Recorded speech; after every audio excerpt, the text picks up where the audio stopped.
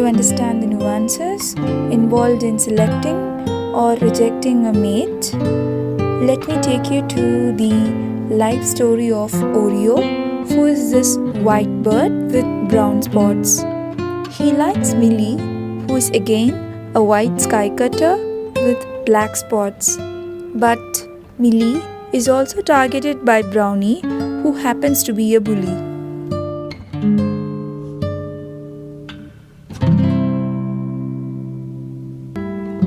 Brownie, who sits in the corner of the balcony, could sense a lot of competition in the environment, mainly with the arrival of newer male birds.